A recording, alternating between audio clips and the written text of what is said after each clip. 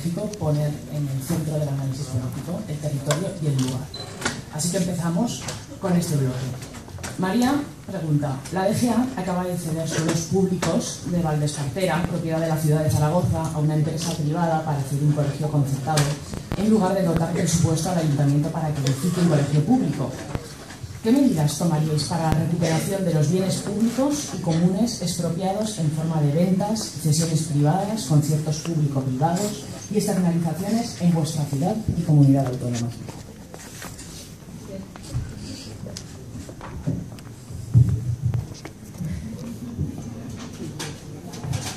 Bueno, es indudable, antes lo hablábamos también, es indudable que es imprescindible llegar a tener poder institucional para poder iniciar cualquier proceso de reversión de estos concesiones y estos escondes. Y sin embargo, también es imprescindible pensar que no solo va a depender de la voluntad política de revertir estas decisiones el que se puedan hacer. Para nosotros es imprescindible pensar que hay que llegar con una ciudadanía organizada que sea capaz de respaldar las decisiones que se toman. Hay procesos que van a ser lentos, que van a ser duros, pero sobre todo la mayoría de ellos lo que tienen de fondo es desmontar un modelo político que ha entregado a los poderes privados los intereses de lo colectivo.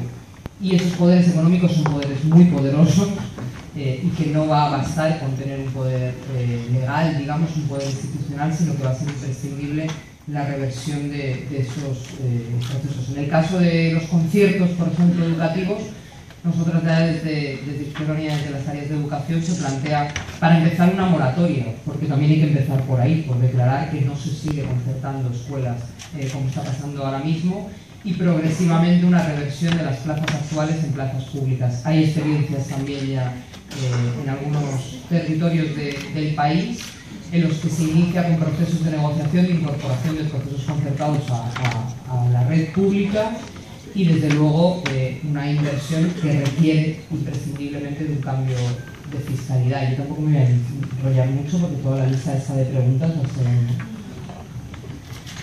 Bueno, sí, yo añadiría que efectivamente, lo sabemos, no va a ser fácil, ¿no? El proceso de desposesión de lo común, de lo público, de los recursos que son de todos y todas, ha sido brutal, ¿no? La socialización de las pérdidas y la privatización de los beneficios, eso que en el ámbito estatal se ha visualizado con el rescate a la banca y en cambio los recortes de las necesidades más básicas, son dinámicas que se están produciendo también en nuestras ciudades, ¿no? Tenemos la sensación de que estamos perdiendo nuestras ciudades y eso es fruto de muchos de esos acuerdos concretos, ¿no? Privatizaciones, la delegación, la pérdida de soberanía de las decisiones colectivas en empresas público-privadas absolutamente oscuras, poco transparentes, cuando no directamente corruptas. Entonces sabemos que efectivamente no va a ser fácil, pero hay que hacerlo porque efectivamente si mucha gente que nunca nos habíamos planteado meternos en política institucional ni en aventuras electorales lo estamos haciendo hoy, si se están llenando las salas como se está llenando hoy la sala aquí, es porque no estamos aquí por capricho sino por necesidad, porque la vida de la gente está en peligro, porque lo que es de todos y de todas está en pocas manos y porque hoy en lugar de hacerse políticas en beneficio de lo común se están haciendo contra la mayoría de la gente y porque la vida de la gente está en peligro, ¿no? Y porque los derechos más básicos como sanidad, como educación, como vivienda, como alimentación hoy están en grave retroceso. Entonces, frente a esa situación de necesidad concreta hay que echar a la mafia y por eso nos estamos organizando para echar a la mafia. Eso pasará evidentemente por hacer auditorías de todos los gobiernos anteriores a todas las escalas, ¿no? Habrá que hacer auditorías no solo económicas, sino auditorías de funcionamiento, de cómo se han diseñado nuestras instituciones, quiénes están tomando las decisiones, qué empresas público-privadas se han creado y qué cargos directivos hay y si los cargos directivos están sirviendo efectivamente al interés general o simplemente están sirviendo para colocar fidelidades y clientelismos partidarios.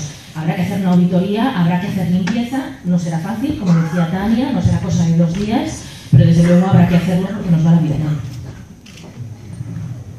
Yo simplemente para traerle un poco a la respuesta respecto al caso de Valdescartera, creo que la compañera que mandó la pregunta se adelantó porque el 20 de noviembre el ayuntamiento ha tenido que recurrir la sentencia del juez y eso significa un éxito para la plataforma de Valdescartera Más Coles, que son padres y madres que llevan un montón de meses luchando y reivindicando casi desde el 2007 que necesitan coles públicos en esa zona. y sobre todo también reivindicando que ha habido una falta de voluntad por parte del Ayuntamiento y del Gobierno de Aragón por crear esos espacios.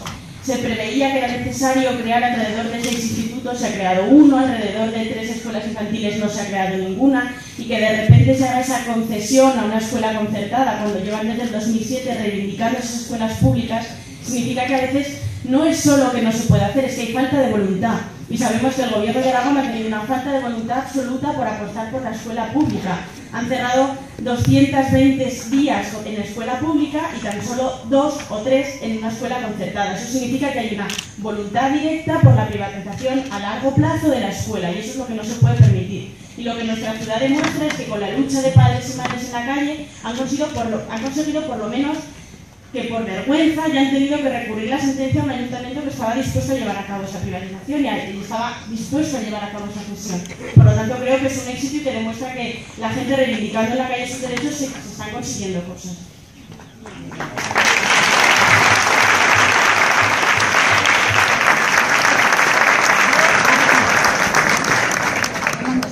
Rosa pregunta, si llegáis a gobernar, ¿qué haréis con tantos pisos vacíos en los centros de las ciudades? Esa es mía. Pues lo bueno es que tenemos ya muchísimas ideas de qué hacer con los pisos vacíos y además son muy de sentido común. Y además hay colectivos ciudadanos, como las plataformas de afectados por las hipotecas, colectivos de stop desahucios, asociaciones de vecinos y vecinas, que llevan ya años trabajando el tema, que van muy por delante de nuestras instituciones y de los partidos políticos, y así estamos. Entonces, en realidad se trata de escuchar a la ciudadanía que lleva tiempo organizada en estos temas, y otra vez, igual que en el tema anterior, estamos en lo mismo, depende de la voluntad política, porque no nos pueden vender el discurso de que no hay recursos. Los recursos en el tema de vivienda están ahí visibles a los ojos de todo el mundo. Están las viviendas vacías, estropeándose, incumpliendo su función social que está determinada en la Constitución a la que tanto se refieren para otras cosas, en todos los tratados internacionales ratificados por el Estado español que obligan a nuestras instituciones a garantizar derechos humanos como un derecho a la vivienda. Entonces, se trata de que en realidad tenemos hoy unas instituciones que están incumpliendo sus propias reglas, que están incumpliendo la legalidad que les obliga, y que en este caso se está incumpliendo la función social de la propiedad de la vivienda, permitiendo que hayan miles y miles de viviendas, de hecho millones de viviendas vacías en este país, mientras al mismo tiempo tenemos el horrible récord de ser el país de Europa que más está desahuciando, ¿no? Vulnerando sistemáticamente los derechos humanos. Entonces, afortunadamente, a pesar de lo escandaloso de la situación y de lo grave, las implicaciones dramáticas que está teniendo, pero también la solución está a tocar de mano, ¿no? Que es que los pisos están ahí y se trata de recuperarlos para la gente. Tan sencillo como eso. Estamos hablando de esos pisos que están en manos de bancos, de grandes inmobiliarias, de fondos de inversión, que no los tienen para dejárselos a sus hijos, sino que los tienen para especular directamente. Y entonces ahí hay que tomar una opción, o sea, o las instituciones legislan para garantizar derechos o legislan para permitir la lógica de la especulación y del máximo beneficio. Está claro que ambos son incompatibles y ya se ha demostrado. Se trata de recuperar la función social y hay herramientas de sobras para hacerlo tanto a nivel municipal como autonómico o estatal. Es solo cuestión de voluntad política. Se pueden sancionar los pisos vacíos para obligar a que se pongan en alquiler social, se puede hacer la expropiación temporal, como han habido ya varias iniciativas, como se planteó en Andalucía, pero como también han hecho otras ciudades europeas. Por lo tanto, hay muchas maneras diferentes y a las distintas escalas es solo cuestión de voluntad. De hecho, la gente ya lo está haciendo, las plataformas de afectados por la hipoteca ya están recuperando esas viviendas. Ya hay, de hecho, cientos de personas realojadas en viviendas vacías a través de la obra social de la PA, y lo que tiene que hacer la institución es aprender de la ciudadanía y aplicar el sentido común. No ha sido recurrido en su totalidad y se sigue utilizando, yo creo que con los ejes más o menos que ha planteado Ada, que es una cosa obviamente de sentido común, ¿no? Fundamentalmente partiendo de que hay entidades jurídicas que acaparan vivienda, mucha de la cual incluso es vivienda pública, promocionada con dinero público, con propias empresas públicas, y que las tienen paralizadas, generando especulación a futuro y especulación de mercados a futuro, mientras la ciudadanía está siendo expulsada de sus viviendas. Y por tanto, desde las comunidades autónomas se puede forzar legislativamente a que los ayuntamientos tengan a disposición bolsas de vivienda que estén disponibles para la ciudadanía que está en situaciones de riesgo. Así se está aplicando, y aquellas entidades jurídicas que no están permitiendo que eso sea así, se están iniciando los procedimientos de inspección y de sanción por decenas de miles de euros, para que también decir, bueno, si usted quiere especular con una vivienda le va a costar dinero, y al menos ese dinero se podrá utilizar desde las instituciones. En la misma línea, muchas de las viviendas que pueden estar en una situación de desahucio, familias que pueden estar en situación de desahucio, la ley recoge la posibilidad de la expropiación temporal para garantizar que no son expulsadas de su vivienda. Y luego lo que Izquierda Unida ha defendido durante muchísimos años en el ámbito de los programas municipales, que es la incorporación de medidas fiscales que movilicen el parque de viviendas, y sobre todo el objetivo central es poner a disposición del uso social de la ciudadanía las viviendas que ahora mismo están dejándose sin ocupar. Yo creo que se está demostrando poquito a poquito que es cuestión de voluntad política y de respaldo ciudadano. Yo creo que en eso hay que reconocer la labor de la plataforma Afectados por las Hipotecas, que han roto la conciencia social y que han roto la hegemonía social de la propiedad privada por encima del derecho fundamental.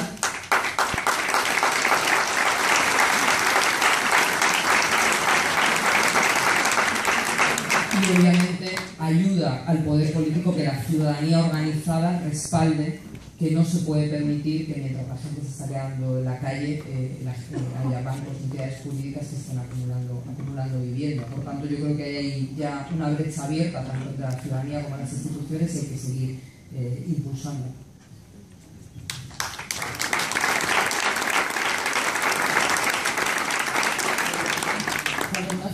Nos pregunta, ¿qué pensáis del modelo fordista de urbanismo desarrollado en Estados Unidos y su aplicación en el Estado español?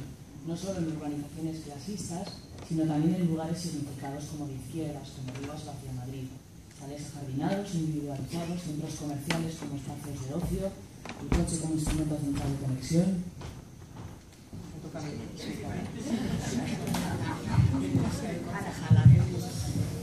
Bueno, el modelo de urbanismo ha respondido en todas las ciudades del territorio a una planificación de una economía del Estado basada básicamente en la especulación y en el ladrillo. Hay dos ejes fundamentales sobre los que yo creo que hay que intervenir y que no se nos puede olvidar, por los que inicia ese proceso, que es en torno a las legislaturas fundamentalmente de la primera legislatura de Aznar, cuando se toman dos decisiones fundamentales. Una, la exención del IAE, del impuesto a actividades económicas, a todas las empresas y todas las entidades económicas que estén por debajo pero vean el nivel y pico de euros de facturación. Eso asfixia a los ayuntamientos en la capacidad y en la prioridad del desarrollo urbanístico. Y dos, el elemento de la liberalización del suelo como eje central de la política y de fomentar ese proceso.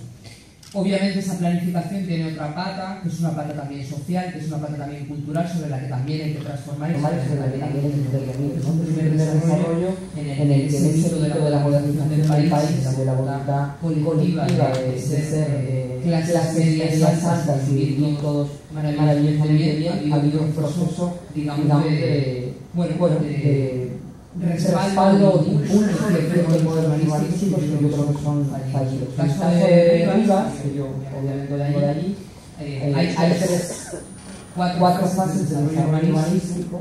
Una primera fase que es todo lo contrario, un modelo de desarrollo basado en cooperativas vinculadas a movimientos obreros, movimientos sindicales, con un desarrollo además de una planificación urbanística muy basada en lo que luego se define como el urbanismo más ecologista, pero que los años 80 ya se desarrolló. Son pequeñas urbanizaciones con núcleos centrales, con zonas muy comunes, con espacios muy comunes y con una voluntad de generar espacio de convivencia. Es una segunda fase en la que prácticamente la empresa de desarrollo del Partido Socialista que hay prácticamente nada de espacio público, y eso obviamente se identifica como un profundo error, porque es una de las zonas en las que menos espacio de socialización hay. Yo creo que para transformar las ciudades es imposible no hacerlo sin pensar que los espacios ciudadanos también ayuden a ese proceso de transformación. Y luego hay una tercera y una cuarta que trata de compensar la necesidad de ingreso económico del ayuntamiento, si no otra vía más esa, con una planificación más racional,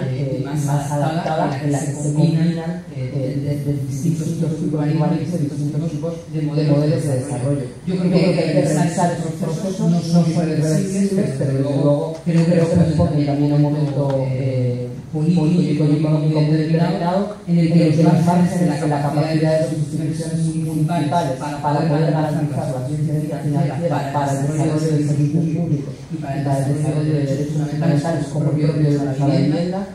Tenemos más del 50% sobre vivienda pública y se bajó pleno boom inmobiliario y plena movilización ciudadana por el derecho a la vivienda de los jóvenes. Nosotros teníamos, estábamos 5 años por debajo de la emancipación del resto de la media de Madrid, pero eso requería de una maquinaria que sin duda hay que revertir y hay que repensar. Yo creo que nunca nos hemos recibido la autocrítica, pero sí ponemos el acento entre los elementos que deben ver con las posibilidades. Por tanto, hay otro eje imprescindible que es la capacidad financiera de los ayuntamientos para poder desarrollar política, cosa que ya era muy difícil porque nunca se desarrolló el poder local y nunca se le permitió hacer autonomía financiera, con la nueva ley de bases se complica 10 veces más y por tanto creo que es prioritario combatir en la ley de bases que para la ciudadanía ha pasado, entendemos, con demasiado penalidad cuando es crucial para el futuro que hemos de planificar.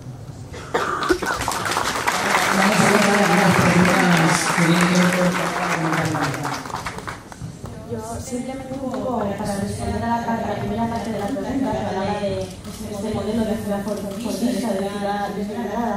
Creo que en Zaragoza, por desgracia, tenemos uno de los casos más escandalosos de este desmembramiento de la ciudad y de la creación de barrios fantasmas, y es el caso de Alcosur. Cuando uno empieza a mirar las ciudades de Alcosur, sabe lo famoso de esa que se enseña, y sin embargo se da cuenta de que Alcosur se había propuesto que fuera el doble grande de lo que había propuesto en esa enseña, pues uno se las manos en la cabeza. Alcosur había propuesto que daba 20.000 viviendas cuando hay en el centro de Zaragoza 40.000 viviendas deshabitadas. Eso es una locura absoluta. Y además, crear barrios a 100 kilómetros de la ciudad que obligaba de nuevo que el coche, el coche era el centro absoluto de la ciudad, por lo tanto, una apuesta por la contaminación de la cosa sostenible. Además es muy llamativo porque obligaba al ayuntamiento a pagar alrededor de 110 millones en equipamiento público y 25 millones anuales para mantener ese barrio creado al margen de la ciudad. Eso es un proceso que en vez de la ciudad no es un espacio compacto y como un espacio de habitabilidad, sino como un espacio hecho al servicio absoluto del ladrillo. Y para esto creo que la ciudad del medio metropolitano Alfonso ha desarrollado muy bien la práctica para intentar que eso no se reproduzca. Porque realmente cuando uno descubre que hay detrás de Alcosur es un proyecto que impulsó el PP apoyado por el PAC, y cuando no estaba el gobierno PSOE dijo que no iba a llevar a cabo y nada más tendrá el gobierno, luego lo llevó a Sasa. Por lo tanto que es una forma de hacer política muy asociada a esta lógica de la casta vitalista y que tenemos que tener un poco de cuidado y tenemos que aprender a pararlo porque ahora tenemos un cadáver urbanístico a 100 kilómetros de la ciudad.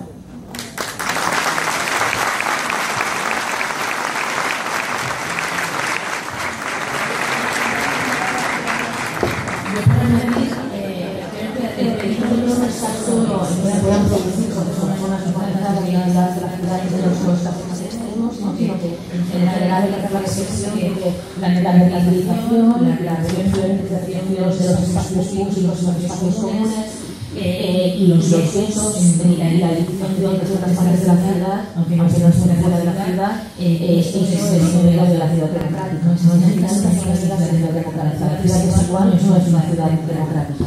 Entonces hay que luchar para que haya representación de todos los lugares, ¿no? Tenemos una ciudad justa para ser una ciudad pues nada. Hay imágenes que son muy claras para ver qué tipo de ciudad queremos, ¿no? Y una de las expresiones del colectivo que está haciendo la experiencia de Barcelona, que es una maravillosa experiencia del colectivo, además de ser un proceso de una candidatura municipal para la ciudad de Barcelona. Pues en este proceso de una de las imágenes que más son más claras es que ahora mismo Barcelona es una ciudad que no es muy extensa, que se pone por la orientación física territorial que tiene, está rodeada por la montaña y por el mar, pues en esa ciudad que no es tan extensa, a pocos kilómetros de distancia, tenemos barrios más desiguales, zonas más desiguales, donde hay una diferencia de 8 veces de renta, ¿no? Los barrios más ricos son 8 veces más ricos que los barrios más pobres. Eso se traduce directamente en una esperanza de vida de 8 años en los barrios más ricos, 8 años menos.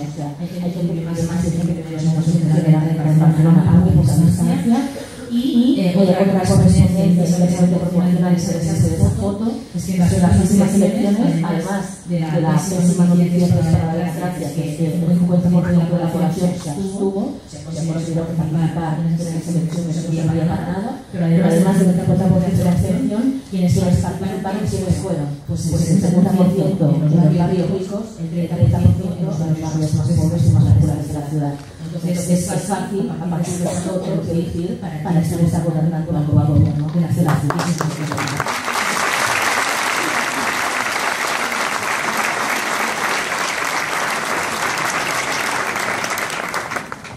José Luis, una pregunta.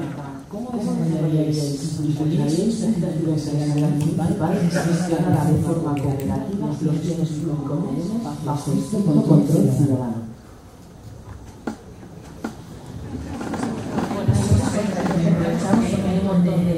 Seguro. Yo creo que eso, hemos vivido un proceso de saqueo de nuestras ciudades, de exposición, que hay que tener evidentemente que recuperar, ¿no? Por ejemplo, en Barcelona pues tenemos una cosa agua privatizada, bien común que hay necesidad tan esencial como el agua, cuando hay un proceso ahora de remuneración, de recuperación del agua en toda Europa, ¿no? En ciudades grandes como París, como Berlín, etcétera. Pues claramente hay que recuperar los bienes comunes como puede ser el agua, eso no va a ser fácil porque significa empresas grandes multinacionales, ¿no? Como puede ser las obras de la Caixa. Entonces, pero hay que recuperarlo porque necesitamos el agua y el agua privada es más cara y se gestiona peor y de una forma poco transparente e incluso corrupta, ¿no? Pues hay que recuperar, por ejemplo, también son las guarderías que también están en un servicio de liberación y tienen una necesidad para la ciudad democrática que tenemos, ¿no? Hay que recuperar los servicios públicos que en otros casos han estado privatizados, han estado convirtiendo en los negocios de unos pocos. Pero no solo hay que recuperar a través de lo público, creo, esos servicios comunes, esos servicios básicos, esos derechos fundamentales, sino que hay que reconocer las prácticas comunes de cooperativas que ya se están dando en la ciudad, que como ya antes van muy por delante de las constituciones, ¿no? En Barcelona, por ejemplo, que tenemos un tejido históricamente, tradicionalmente, asociativo, nacional, muy activo, ¿no? Que es una de las mejores potencias y las emociones de la ciudad, y que ya está demostrando que con muy pocos recursos se pueden generar las personas mucho mejor, no solo que es la lógica del mercado privado, sino que muchas veces es la lógica de la institución pública. Entonces, se trata de trabajar aquellas que ya funcionan, pues por ejemplo, así ya cerrados con las plataformas por la hipoteca, pero también por la gestión cívica y comunitaria que se está hablando de los comunidades comunitarios y culturales, están creciendo muchísimo, o como el tejido social cooperativo, ¿no? La economía cooperativa que en crisis se está creciendo muchísimo y se está sirviendo no solo para crear empleo, sino para crear empleo digno y estable. Hay que reconocer lo que ya está haciendo la gente, que está haciendo bien, y darle espacio y poner los recursos comunes y públicos al servicio de esas experiencias que están funcionando. Y evidentemente también hay que regular el sector privado, ¿no? No simplemente de recuperar servicios públicos, de reconocer aquellas experiencias comunes y comunitarias que están funcionando, sino poner límites a lo privado, porque si no eso colisiona con los derechos de todos y de todas. Y luego tener en cuenta también que el propio ayuntamiento, en este caso municipal, es una institución que interviene directamente en la economía de la ciudad. En Barcelona se casi el 5% del PIB de la economía de la ciudad, y por lo tanto toda la intervención que haga el ayuntamiento puede generar dinámicas económicas que reviertan el proceso actual, ¿no? O sea, desde la propia política de contratación que tenga el propio ayuntamiento, ¿no? Que no percasiste sino todo lo que estamos haciendo ahora, pero también en todas las empresas con las que trabaja el ayuntamiento, ¿no? Pues las licitaciones, las contrataciones, las compras públicas, poner criterios de justicia social, de justicia ambiental, para penalizar evidentemente las empresas que vulneran derechos fundamentales, los laborales y derechos ambientales, y promocionar esa otra economía que deseamos y que necesitamos, más social, más cooperativa, ¿no? Y eso es perfectamente posible, pero a veces es cuestión de voluntad política y de hacer.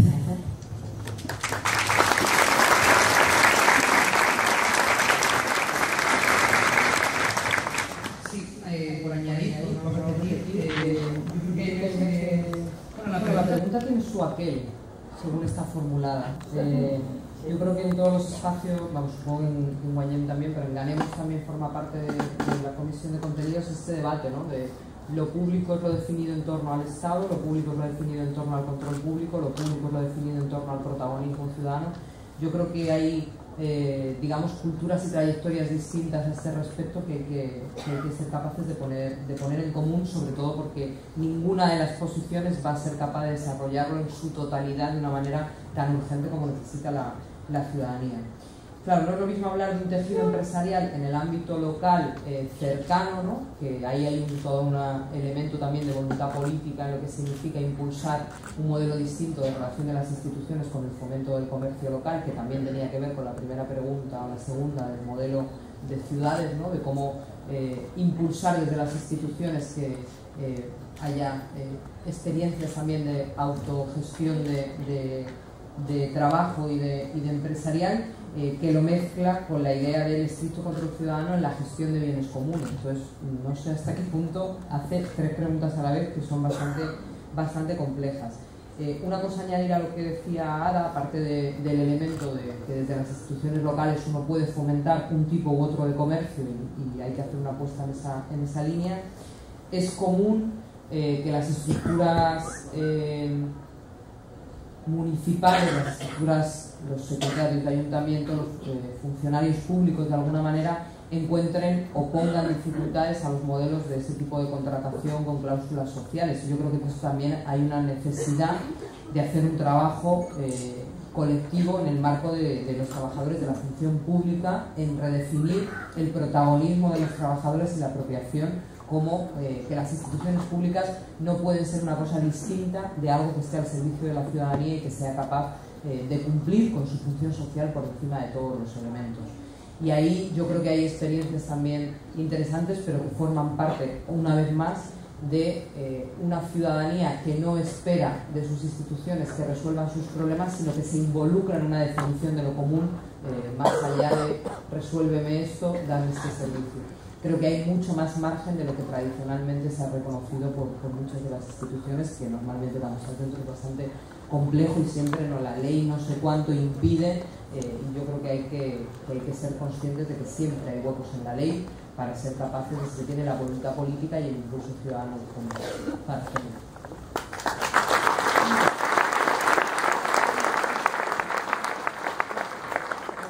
Cuatro preguntas todavía dentro del bloque de ciudad, territorio y lugar.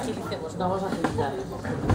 Espacios autogestionados. Julia pregunta, ¿reconocéis los espacios autogestionados y de gestión ciudadana directa, centros sociales ocupados o no, por ejemplo, pero tradicionalmente silenciados o criminalizados, como lugares de la ciudad necesarios para el ejercicio democrático al margen de los gobiernos locales? ¿Cómo los promocionaríais si la respuesta anterior es afirmativa? Yo creo que cualquier gobierno del tipo, tal vez es a nivel municipal o autonómico, que desee y que espere un empoderamiento real de la ciudadanía, que realmente la ciudadanía suma que parte de la gestión y parte de hacer política también es algo que forma parte de su cotidianidad, pues creo que tiene que apostar efectivamente porque se den estos espacios y alegrarse en el momento en el que esos espacios sean espacios de autogestión que respeten y promuevan los derechos humanos. Eso creo que es una coletilla y es algo que debemos de añadir, porque a veces parece que los espacios de autogestión en sí mismos son buenos, y son buenos cuando efectivamente potencian a la ciudadanía, potencian a la gente, respetan los derechos humanos y cubren una parcela importante. En otros casos creo que es conveniente no dar esa generalización sin más, sino apuntando sobre todo eso, que es importante que se respeten los derechos humanos y los derechos que como ciudadanos nos hemos dado.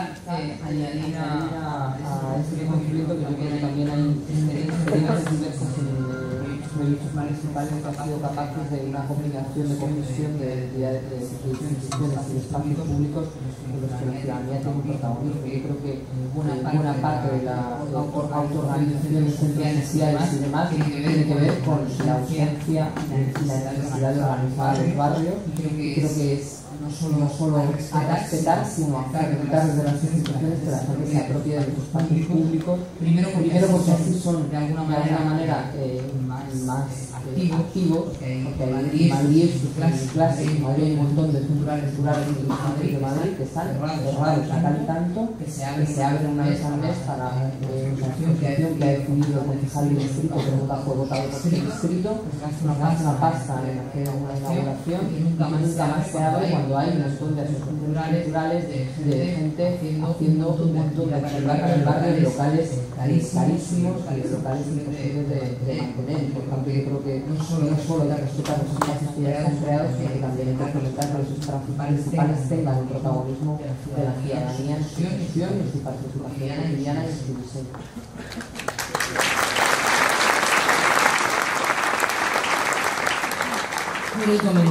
Las españolas se han convertido en pequeños estados policiales. ¿Qué creéis al respecto? Si ganáis este papel deberían tener los llamados cuerpos y fuerzas de seguridad del Estado en lo local y en más sentido. Pues es un tema me gusta de contar. Yo diría que debe haber respuestas sencillas a los problemas complejos, ¿no? Está claro que todos tendríamos que la policía no será necesaria, pero ahora mismo no puedes exigir completamente de la policía. Lo que pasa es que es los modelos, ¿no? Primero, evidentemente, aplicar todas las políticas y definir las palabras seguridad. Para que esa seguridad hay que acabar con la violencia. Vimos en la violencia de los bancos, la violencia de las multinacionales,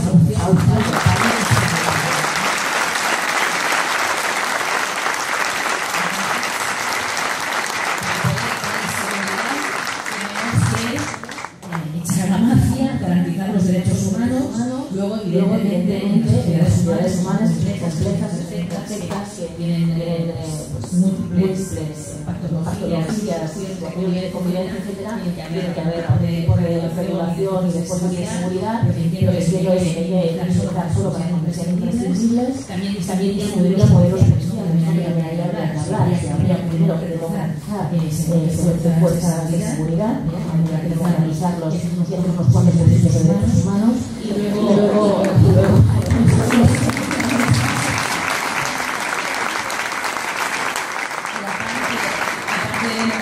apostar por un modelo de policía de proximidad, muchísimos conflictos que si no hay proximidad se hacen intervenciones de mediación puede evitar que son mayores y tiene que haber una intervención mayor. Entonces, acabar con la función de la policía como se está haciendo cada vez más por parte de nuestras instituciones como cuerpos de represión de la violencia política, que eso directamente incrementar desde ya.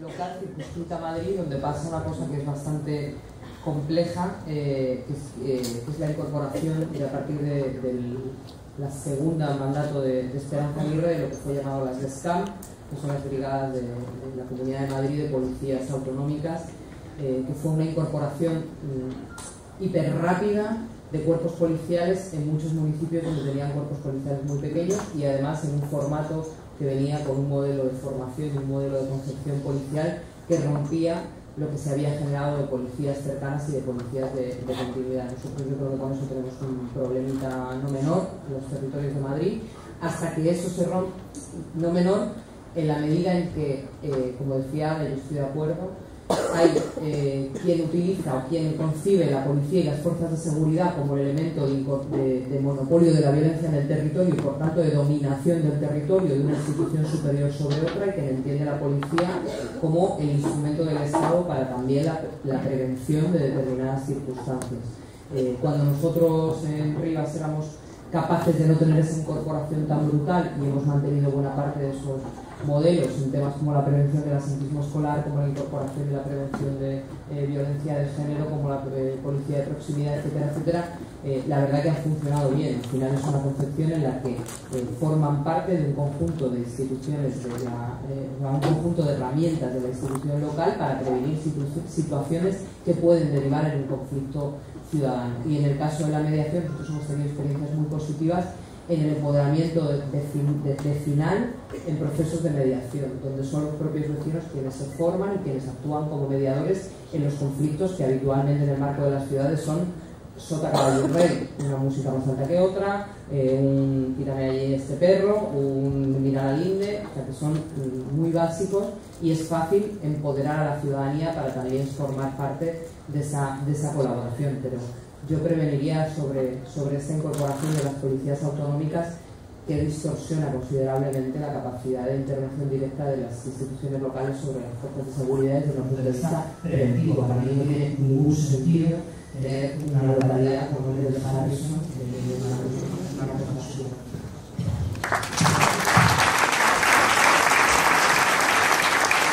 Una buena noticia que en este país no nadie dimite, una ministra fuente de seguridad Amato acaba de dimitir.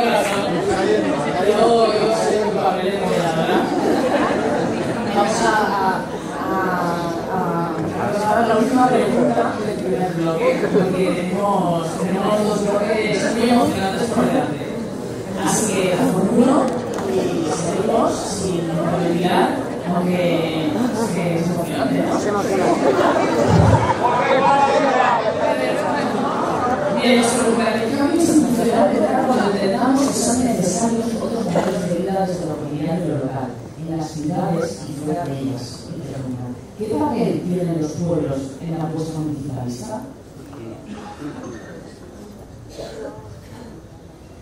Creo que en la comunidad autónoma de Aragón somos un ejemplo de una comunidad autónoma despoblada y además desde verdad a nuestros pueblos pequeñitos. A veces cuando hablamos de municipalismo pecamos en exceso y todas estas preguntas quizá pegan un poco, yo vengo de un pueblo pequeño, de que si yo esto lo llevo a mi pueblo la mitad de las cosas no pasan. Allí las logias y las problemáticas son distintas.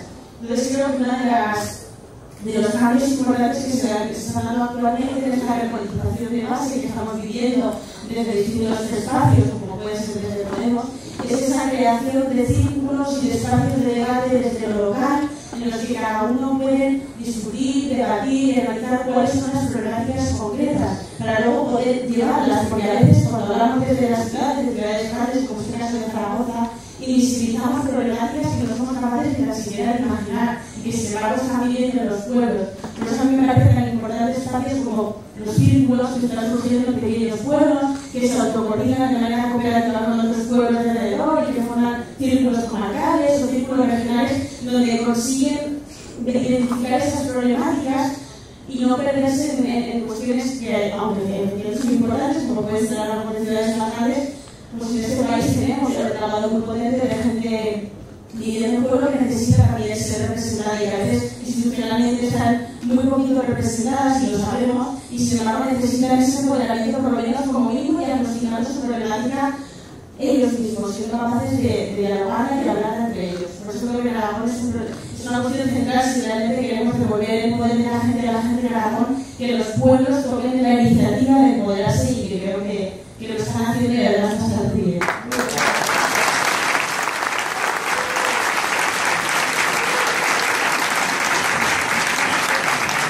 Realmente es un punto breve que desde una perspectiva sobre todo de ciudades más grandes como puede ser Barcelona, Madrid, está claro que hay que revisar las relaciones entre lo que ellos llaman centros y periferias, porque mi amigo también, ¿no?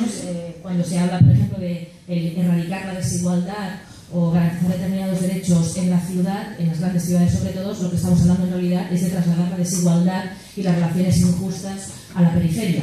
Y por lo tanto muchas veces pueblos invisibilizados de las cercanías de las grandes ciudades, de las grandes metrópolis, son los que se llevan los peores servicios, los residuos, etc., ¿no? Entonces hay que democratizar y hay que acabar también con esa desigualdad entre centro y periferia, y que la justicia social y los derechos sean generalizables en todos los espacios, ¿no? En las grandes ciudades y también en los pequeños pueblos.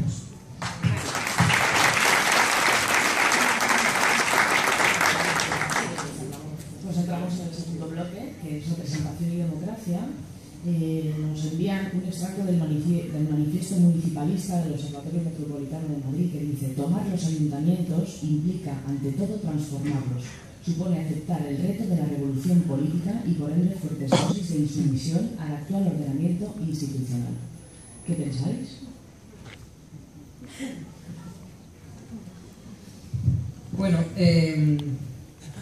sí, hay una parte de insumisión. Desde luego, la aplicación de la ley de bases es inviable para los ayuntamientos democráticos y los ayuntamientos empoderados por la ciudadanía. Por tanto, al menos entre mayo del 2015, que tomemos los ayuntamientos, y noviembre del 2015, que tomemos el país,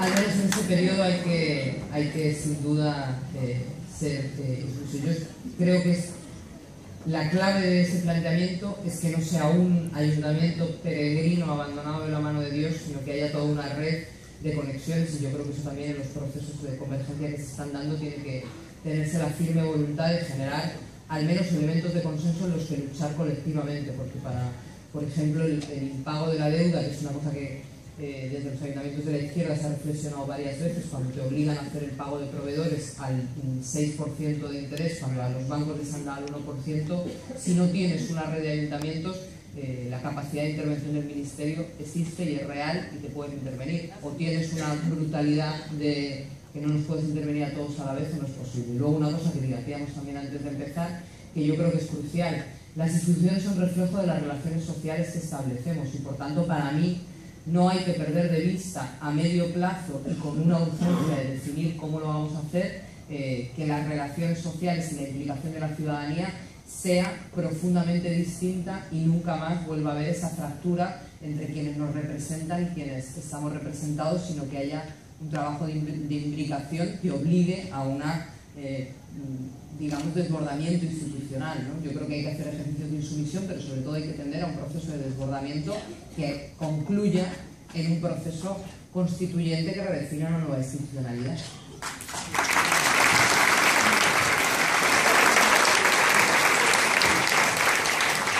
Intervengo para, ya que Tania ha mencionado 2 veces la ley de bases, saltarme unas preguntas y plantear esta para continuar. ¿Cómo elaborar políticas públicas locales realistas e ilusionantes cuando los recursos y las competencias municipales se han visto tan reducidas en los pueblos y ciudades después de la reforma de la ley de administraciones locales que aprobó este gobierno del PP?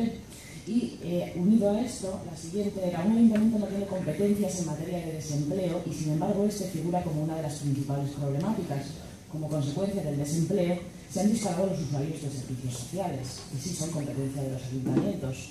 ¿Qué políticas se podrían llevar a cabo desde un ayuntamiento tan mermado para solucionar esta paradoja?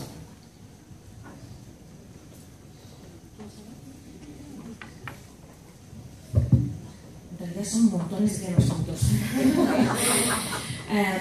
A ver, relacionado, ¿no?, con lo de las competencias y la insumisión, que creo que tiene mucho que ver. O sea, yo creo que lo que tenemos que tener claro es cuáles son los objetivos, por qué mucha gente, como decía antes, que no nos interesaba el tema electoral o institucional, nos estamos metiendo en esto, porque la vida de la gente está en peligro y porque los derechos humanos se están vulnerando sistemáticamente. Entonces, los derechos humanos en ningún caso pueden ser negociables ni limitables, precisamente por eso son derechos humanos, porque son universales y son competencia y obligación de toda administración. Lo que no se puede aceptar es que ninguna administración, sea del nivel que sea, se escude, se esconda en el discurso de las competencias o de las leyes que recortan y que limitan para no ser competente en derechos humanos. Entonces, si hablamos de derechos humanos, me parece que ahí está la distinción fundamental. Toda administración es competente siempre, ¿no? Por otro lado, tenemos otra certeza, que es que los derechos jamás han caído del cielo y siempre han sido conquistas, ¿no?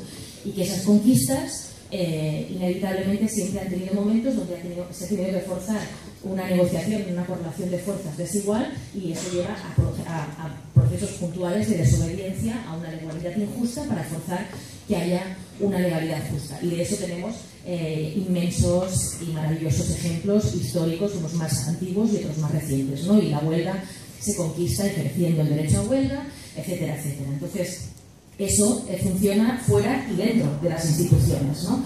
Aparte de lo que decía antes Tania, yo sí creo que más allá de plantearse desobedecer o no y de hacerlo idealmente en red, ¿no? Y no de forma aislada, pero es que además siempre también se puede hacer mucho más, o sea, hay que meterle también un poco de imaginación, ¿no? Más allá de que nos digan, que nos definan qué es lo posible o lo imposible, lo que tenemos que empezar a hacer es redefinir el horizonte de lo posible desde la ciudadanía. Tenemos que ser nosotras y nosotros los que tenemos que decir qué es posible y qué no es posible. Entonces, lo que no puede ser posible es que en nuestras ciudades haya multinacionales haciendo enormes beneficios y luego se lleven ese dinero a paraísos fiscales. Lo que no es posible es que siga habiendo corrupción generalizada, impunidad para la corrupción y los corruptos sigan en la calle, y en cambio siga siendo posible que la gente pase hambre, que la gente sea desahuciada o que la gente le corte el agua. No puede ser posible.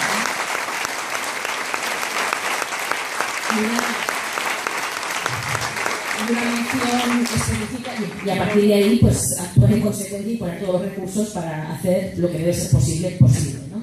Una mención especial ahí, por ejemplo, para un tema que podría tener mucho que ver, ¿no? Con este tema de las competencias, si hay competencias o no, es el tema de las personas migrantes, ¿no? Ese agujero negro de derechos humanos de nuestro país, donde a personas migrantes se les niega la condición directamente de personas, donde tenemos unas instituciones racistas que promueven el racismo, que discriminan sistemáticamente, que hacen redadas policiales solo por el color de la piel de determinadas personas, con agujeros negros como son los centros de internamiento que están en algunas de nuestras ciudades, como es el caso de Barcelona. Entonces ahí no vale la excusa de las competencias. Un ayuntamiento, por ejemplo, puede reconocer como personas a esas personas, les puede, por ejemplo, facilitar el empadronamiento, les puede facilitar que accedan a la sanidad universal de la que ahora están siendo excluidas esas personas, puede presionar al centro de internamiento para que se cumplan los derechos humanos y para que finalmente se cierren esos centros de internamiento. Lo que no puede hacer es despreocuparse de una violación sistemática de derechos humanos.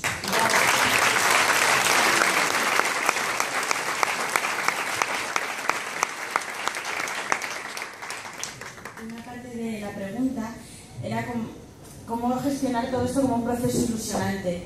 Yo creo que todos los que nos estamos implicando en el municipalismo no caemos en la ingenuidad de que un proceso ilusionante sea lo mismo que decir un proceso fácil, cómodo y rápido, ¿vale? O sea, sabemos a lo que nos enfrentamos y sabemos que vamos a entrar a un sitio que está corrompido y que además de estar corrompido nos vamos a encontrar, como en el caso del Ayuntamiento de Zaragoza, con contratos blindados, que va a ser muy difícil, nos vamos a encontrar con competencias cedidas y además con una deuda que a través de la estrategia de esto no es mío, esto es tuyo, esto es de la Diputación, esto lo cedo, esto te lo doy, nos va a costar mucho tiempo determinar cuánto debemos y en qué términos se debe.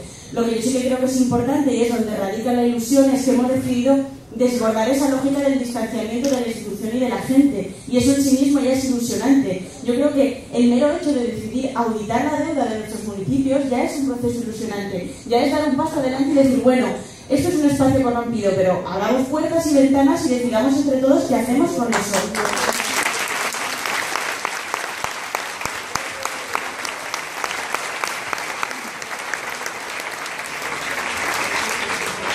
Reforzar una cosa que decía la ley de bases es una putada, pero también durante 30 años se han desarrollado muchas competencias municipales y muchos servicios municipales que no estaban reconocidos en ninguna ley, no han estado en la vida y no han estado financiados en la vida. Digamos que ahora lo que pretenden es prohibir que se desarrolle lo que se venía desarrollando en el hueco legislativo que existía, y yo creo que la respuesta, insisto, yo creo que a veces esto ha pasado muy desapercibido y creo que es uno de los grandes objetivos también en este proceso de conquista municipalista. Es decir, es que la ley de bases hay que hacerla inviable, inaplicable, inasumible y, por supuesto, revocable en cuanto se tenga el más mínimo poder.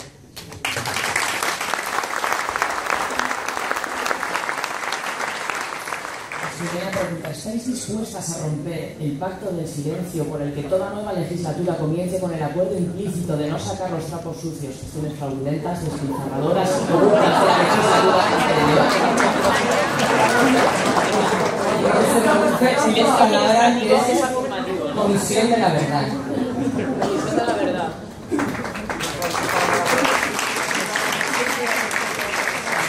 Y aquí llega la última parte del segundo bloque, una que dice, ya que están en la mesa representaciones políticas similares pero distintas, Podemos, Guanyén, Podemos, Izquierda Unida, mi pregunta es fácil.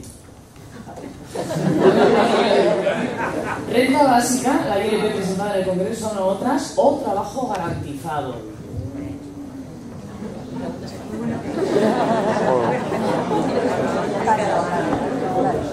No es fácil la pregunta,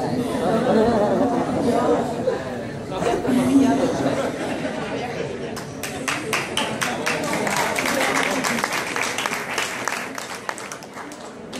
diciendo que cuando me plantean preguntas que me hacen elegir entre dos caminos, pues como filósofa me mosquea un poco elegir.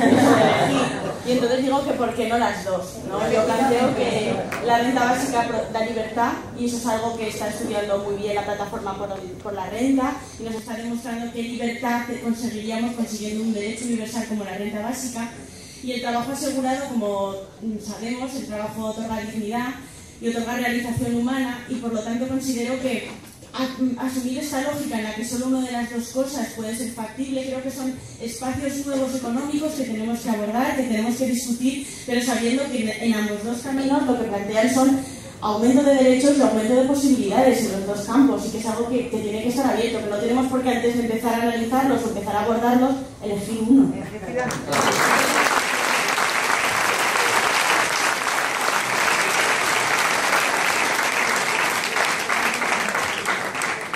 Estoy de acuerdo con lo que plantea Mal y sumar un elemento. Yo creo que tenemos la obligación de repensar el trabajo más allá del trabajo salarial y del trabajo productivo en relación con las empresas y creo que en eso la incorporación también de todas las teorías feministas en relación con el trabajo no solo es empleo, sino que hay otro montón de elementos que son trabajo y que por tanto hay que repensar cómo se define y cómo se paga. Es imprescindible a esa opción que no son incompatibles, incluso creo, bueno, si estamos en una fase histórica de soñar lo imposible para hacerlo realidad, pues soñemos que pensamos trabajar de una forma distinta.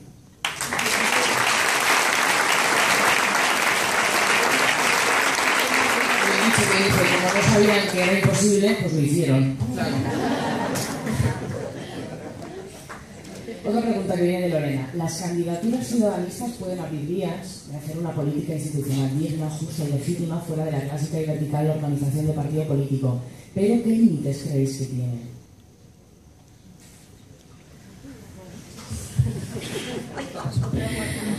A ver, el límite es el cielo, digamos, ¿no? El límite será, pues evidentemente que hay límites en la realidad, sabemos, pues como ya se ha comentado, que nos vamos a enfrentar no solo a enemigos externos, ¿no? No hay que hacer discursos fáciles y autocomplacientes, o sea, no solo es que nos vamos a enfrentar a poderes fácticos, a inercias institucionales que se han consolidado durante décadas y por lo tanto sabemos que no va a ser fácil, también hay que ser humildes y decir que, bueno, que mucha gente que no tenemos experiencia institucional, pues evidentemente tendremos que aprender, no vamos a llegar y lo vamos a saber todo, ¿no? Entonces tenemos que tener esa humildad y evidentemente contar con la experiencia y el aprendizaje de mucha otra gente, ¿no? Y hacer eso lo más colaborativo y cooperativo posible para que pueda salir lo mejor posible. Lo que ocurre es que, más allá, ¿no?, de que evidentemente esto puede tener límites, y otro límite, por ejemplo, es pues la cultura de la transición, de delegar la política, ¿no? Nos han educado en la delegación de la política, en que la política fuera algo aburrido, despreciable, que había que delegar votando cada 4 años en unos supuestos gestores que supuestamente se iban a ocupar del interés general y hemos visto que no ha sido exactamente así.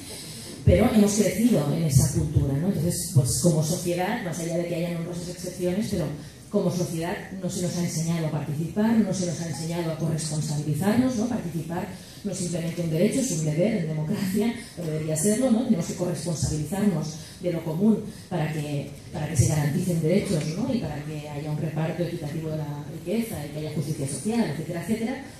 Entonces, evidentemente no se desaprende una cultura y se reaprende otra en 2 días.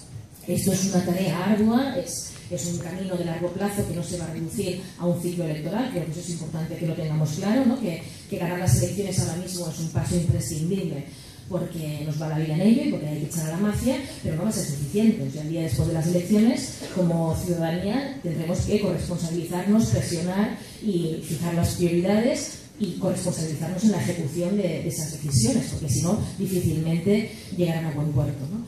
Eso es un aprendizaje que tenemos que hacer de manera colectiva, quienes sean cargos electos y quienes estén fuera de las instituciones. Va a ser un proceso colectivo en el que afortunadamente tenemos todo por ganar, ¿no? O sea, evidentemente, aunque no vaya a ser fácil y aunque nos podamos equivocar, lo cierto es que tenemos todo un terreno por ganar de derechos, de democracia, y por mucho que nos podamos equivocar, teniendo en cuenta el nivel de incompetencia, mediocridad al que nos enfrentamos ahora mismo las instituciones, podemos tener una cierta confianza en nosotras mismas de que creemos que lo podemos hacer.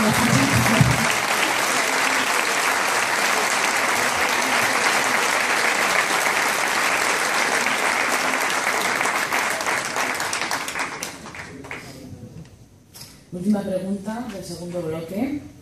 A veces se usa la palabra marca para referirse a corrientes políticas emanadas de los movimientos sociales, el caso de los manemos. ¿No os genera pudor esta palabra mercantilizadora, la palabra marca? ¿Acaso es una especie de guerrilla comunicativa? Marca manemos, España.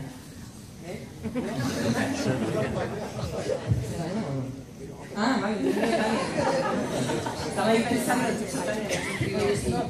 por lo de ganemos, pero que podría servirse para cualquier otra, ¿no? O sea, no sé, es evidente que vivimos en una sociedad donde nuestras instituciones han mercantilizado todo, ¿no? Han permitido que se mercantilice la vida. Y eso va asociado además a una sociedad mediática del espectáculo que intenta todo simplificarlo, ridiculizarlo. Y evidentemente, bueno, pues eso a veces nos lleva a contradicciones o a simplificaciones en las que no nos podemos reconocer, ¿no? Procesos colectivos tan amplios como la revolución democrática que hay en ese país, es evidente que no se puede reducir a un nombre ni a una marca. Pero yo creo que la ciudadanía se lo tiene claro y que tiene claro que ahora lo que importan son los objetivos, las prácticas concretas, que lo que queremos es definir concretamente cómo queremos cambiar la política de nuestro país, qué significa democratizar las instituciones, ¿no? Qué objetivos concretos comunes tenemos, y a partir de esos objetivos y de esas prácticas es por lo que tenemos que definir nuestras apuestas políticas. Y luego, se llamen como se llamen, tienen que ser herramientas al servicio de la voluntad de la ciudadanía, que es de lo que se trata.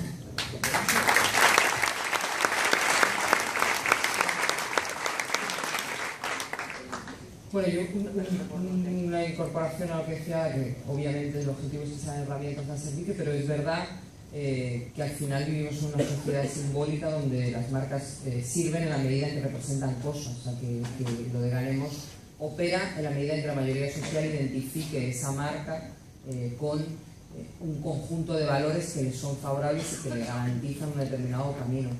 Es verdad que la palabra marca está robada por el mercantilismo y por una cuestión mediática, lo podemos llamar de la manera que lo queramos llamar, pero no olvidemos que la gente necesita de una manera muy rápida identificar que esto forma parte del proyecto que quieren compartir y del elemento y que conjuga en sí mismo el conjunto de valores que quieren, porque si no podemos obsesionarnos con de quién es la marca ganemos, y a lo mejor para la mayoría social no significa nada.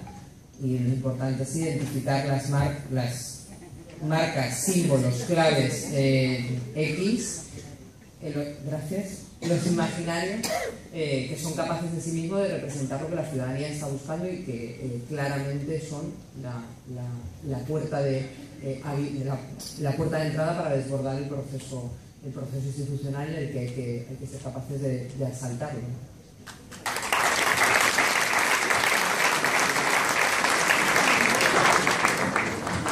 Yo en esto me siento interpelada porque desde Podemos sí que utilizamos la noción de marca. Y yo voy a poner un ejemplo porque creo que utilizar la palabra marca es operativo, sobre todo en el espacio en el que nos encontramos ahora, que es en la discusión municipalista. Tú cuando te pones a intentar entrar en una sala a discutir con amigos y alguien te dice quítate el jersey de Adidas, no sientes que te estén aniquilando ni nada. Tú te quitas el jersey de Adidas, lo dejas en la puerta y si eres un ciudadano que se sienta en una mesa a dialogar. Si a veces le quitamos esa gravedad de las siglas, que parece que que nos amarramos fuertemente a las siglas y le quitamos un poco de gravedad y decimos, bueno, al final somos un conjunto de gente que llevamos 3-4 años encontrándonos en las calles, en muchos espacios, y que si conseguimos quitarle esa gravedad a las siglas y poder superarlas para sentarnos, quizá la noción de marca ayude mucho a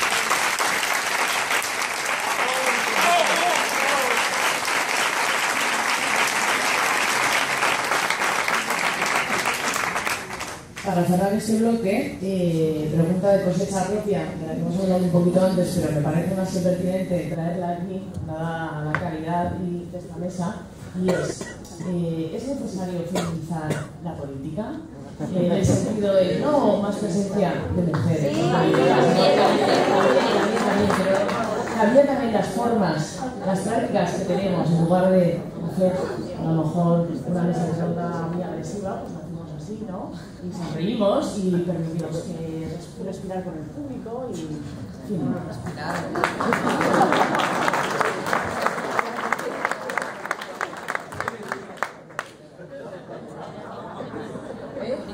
Yo me voy a poner un poquitín teórica por eso de que hay que decir que es un doctorando, y es que yo me doctoré en un filósofo que se llama Gilles Deleuze, que lo primero que dice es que para cambiar esta estructura fuerte de políticas más autoritarias y tal, lo primero es que hay que hacer es devenir mujer.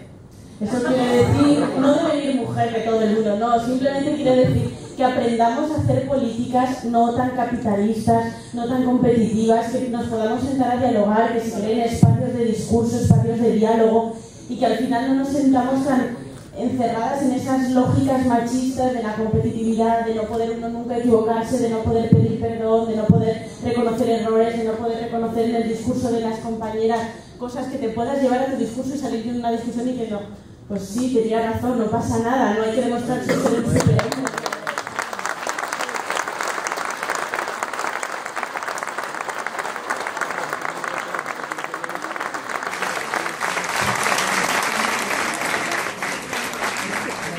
Un matiz.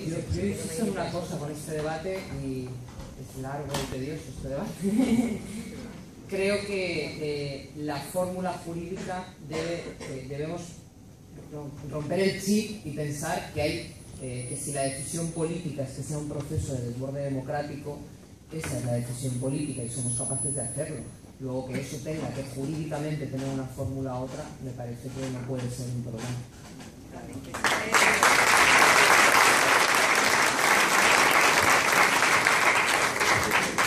Yo era un poquito más concreta. Isabel dice, ¿es posible la confluencia de distintas sensibilidades políticas y formas de organización política entre un partido como Izquierda Unida o el PC, un partido como Podemos, o los diferentes Podemos?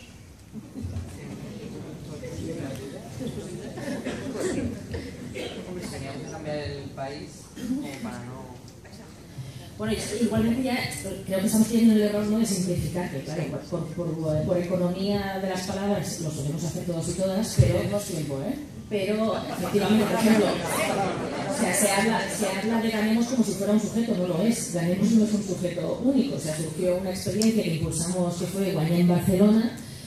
Evidentemente, bueno, pues salió como candidatura municipalista para la ciudad de Barcelona, que no pretende ser una marca, como se decía antes, ni autonómica ni estatal, no pretendíamos crear franquicias ni mucho menos, pero evidentemente surgió en un contexto donde no nos estábamos inventando la propuesta, surge esa propuesta de un sentir mayoritario, ¿no? De que hace falta ganar y que hay que juntar todas las fuerzas posibles para ganar y echarlos, ¿no? Entonces, por eso pues es un termómetro evidente de la situación de que nada más presentar Guanyà en Barcelona surgían un montón de experiencias por el territorio que adoptarán el nombre de Ganemos, pero luego lo que hay que ver es que detrás de ese nombre hay realidades muy distintas, sobre todo en el ámbito municipalista, porque en el ámbito municipalista, por definición, las realidades no son idénticas. Cada ciudad, pues las pequeñas, las grandes ciudades, la composición, por ejemplo, de la política catalana es bastante más compleja que en otros lugares del Estado, entonces ni por actores que hay en cada ciudad, incluso habiendo los mismos actores, los mismos partidos o entidades sociales, en una ciudad pueden ser de una manera y en otra ciudad ser de otra, ¿no? Entonces no se puede pensar una fórmula que de forma idéntica se pueda aplicar, al menos en el tema municipalista me parece muy evidente, y por lo tanto hay que ir viendo caso a caso. Y otra vez lo que debe ser prioritario pues deben ser los objetivos y las prácticas y no las siglas. Más allá de eso, lo que sí puedo decir es que Guanyén Barcelona sí que por definición, por su filosofía, digamos, no nos equiparamos con un partido, digamos, como sería Izquierda Unida, sino que es una iniciativa ciudadana, con protagonismo ciudadano, que lo que hace es interpelar a la ciudadanía en general y también a actores políticos, unos más nuevos, otros no tantos, pero que dicen que están de acuerdo en esos objetivos comunes, y lo que dice es, vamos a juntarnos, ya que forma parte del ADN de una experiencia como Guanyén Barcelona, no hablo por otras, pero de Barcelona sí puedo hablar, forma parte de su ADN, es decir, hay que juntar fuerzas porque el momento lo requiere, ¿no? Y entonces, pues no es simplemente que podamos, es que forma parte de nuestro ADN y es la esencia de la propuesta de Guanyén Barcelona.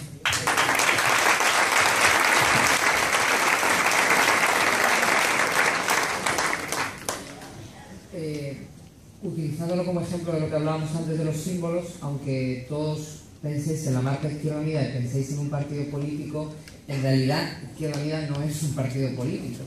Es un movimiento político y social que tiene en su seno distintos partidos, personas independientes, diferentes individuos, es decir, que Izquierda Unida también tiene en su ADN y tiene también experiencias que explicar de cómo es complejo pero enriquecedor, y sobre todo que hay que estar preparados para ser capaces de gestionar la pluralidad, que no siempre es fácil.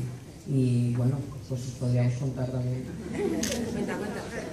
Quiero decir que yo creo que es un momento histórico, bueno, pues como cuando en su momento nosotros nos fundamos, ¿no? Que también era un momento histórico en el que nada más inaugurada la democracia se veía venir una especie de desvío del Partido Socialista, entregando buena parte del poder de este país a poderes extranjeros y perdiendo el proyecto político, democrático y social que se suponía que había alumbrado la transición. Y en ese momento, pues lo que sí era un partido histórico, que era el Partido Comunista, pues tuvo la altura de miras de hacer un proyecto mayoritario de suma de muchas gentes y de muchas identidades al calor de la movilización social, y esa es la identidad y el ADN. Y bueno, yo creo que ese es el marco en el que muchas de Izquierda Unida nos reivindicamos recuperar ese ADN para ser capaces de volver a incorporarnos a procesos a ese nivel, y así lo han definido, y creo que recientemente Alberto también lo defendía, ¿no? Que volver a ser más movimiento político y social en la práctica, y que la gente rompa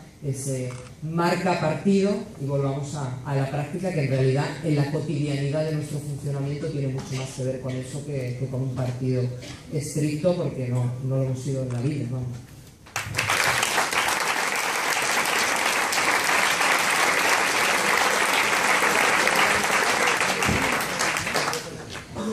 Voy a dar un paso atrás respecto a la pregunta, porque creo que el problema está muchas veces en cómo formulamos las preguntas y llegamos a por ellas porque la pregunta está mal formulada. Cuando dicen algo así como, ¿es posible la confluencia entre partidos? Error, ya hemos caído en la trampa. Creo realmente que estamos en un momento de constituyente, tanto de simbologías nuevas, de lenguajes nuevos y de políticas nuevas, y quizá aceptar estas preguntas como tal en sí mismas ya es dar un paso atrás. Realmente va a haber una confluencia de la gente, es decir, va a haber un desborde ciudadano de la gente que se encuentra en la calle y que lleva años en la calle en distintos espacios luchando. Sí, es que ya se ha dado, es que no nos hemos encontrado todos nosotros en otros sitios, o no nos hemos encontrado parando un desahucio o en las manifestaciones de Marea Verde, es que ya nos hemos encontrado. Lo que pasa es que si la pregunta se hace en términos de ¿se encontrarán los partidos y se sentarán sus representantes en una mesa? Esas son otras lógicas. La lógica de verdad es un desborde ciudadano real, que la gente venga con voluntad de quitarse todo ese entramado simbólico y todas esas pertenencias y se siente dialogar entre todos. Entonces, yo creo que no hay que aceptar estos términos de preguntarnos así, sino tenernos a preguntarnos de otra manera, porque entonces es donde surgirán las soluciones reales. Yo creo que desde Podemos, en la Asamblea Constituyente que tuvimos en Madrid, cuando a nivel político nos dijimos, bueno, ¿qué hacemos con los municipios? Es que ya hay una masa y hay una red de gente haciendo cosas que lo único que tienen que hacer es transformarse en eso, en una plataforma ciudadana de desborde que decida saltar las instituciones. Y esos son los términos en los que nos tenemos que preguntar, ¿tenemos ganas de estar juntos o no? Pero nosotros, como gente. Otro vez.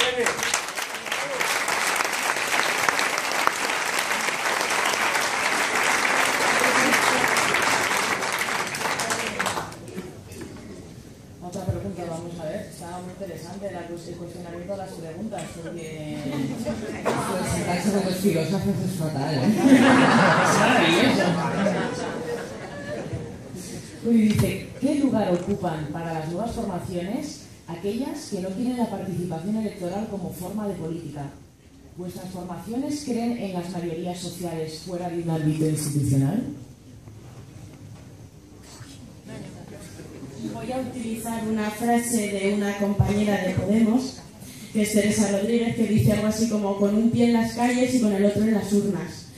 Yo creo que esa es la solución, que cuando salimos en el 15M y dijimos no nos representan, faltaba ese miedo de decir, bueno, pues me represento yo, doy un paso adelante y me atrevo a representarme. Entonces yo respeto a toda aquella gente que todavía no quiera representarse o que entienda que no, pero hay otros que hemos entendido que al no me representan le falta un voy a representarme, voy a dar ese paso y no abandono la calle para nada, o sea, no abandono los movimientos sociales, son dos lógicas y cada una lleva sus velocidades, pero creo que porque vamos a luchar una batalla mancos, porque vamos a luchar solo con una mano si tenemos dos, con una en la calle y con otra en la calle.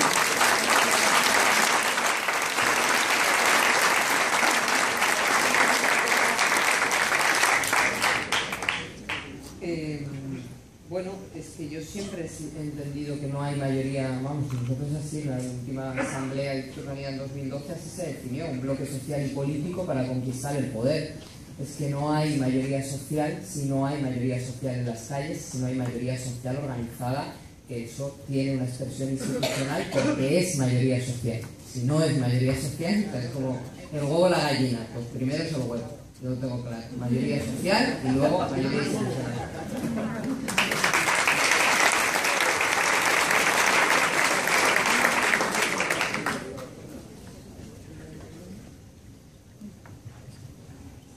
Relativa a la articulación, la pregunta siguiente vendría a poner de manifiesto la actual desactivación de la protesta social en la calle frente a la mirada o el giro de muchas personas, muchos movimientos hacia esta apuesta institucional.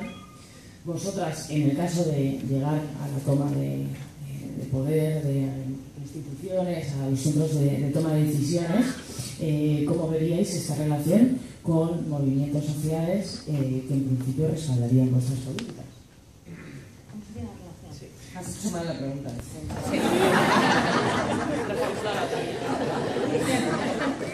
Era la única que no había dicho, habéis hecho mal la pregunta. Es que no la leí, me la he inventado. Claro, no, es que has dicho al final, movimientos a los que estarían respaldando. Claro. Vamos a ver. Pues si llegas a ser presidenta de la Comunidad de Madrid, por ejemplo, también.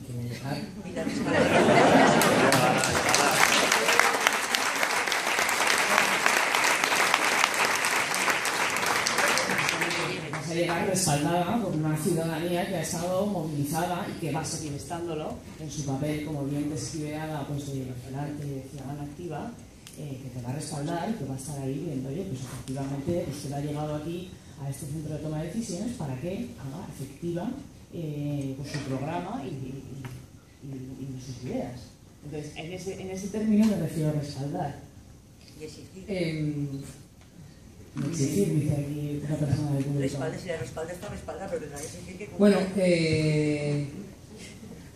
mi amigo Juan Peña, que no sé si lo conocéis, pero os lo presento, Juan Peña, es de Valladolid, de Valladolid.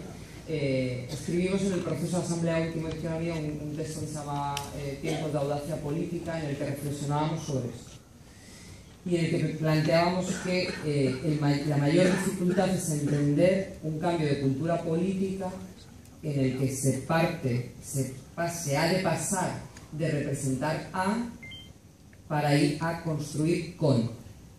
Y eso no es una cosa que se haga al día siguiente de ganar unas elecciones exclusivamente, sino que ha de construirse desde el principio, ¿no? Y nosotros en el proceso de primarias estamos en esas, incorporamos simpatizantes, abrimos a la gente y a lo que les llamamos no es a respáldame que soy rubia y alta, es a, oye, incorpórate a un proceso de construcción de la alternativa al Partido Popular en la Comunidad de Madrid, capaz de no depender de un partido socialista que no garantiza el cambio político y profundo. Y a mí en el ámbito de los movimientos y de la movilización y desmovilización con el tema electoral me preocupan dos ejes. Uno, que entendamos que es imprescindible mantener la movilización hasta acompañando a este proceso hoy. Una movilización de protesta, una movilización de respuesta, una movilización alegre, una movilización de reivindicación. Yo creo que nos quedan días, pero hay que dar un impulso a las marchas de la dignidad, porque creo que no nos podemos permitir el lujo de no volver a salir a las calles.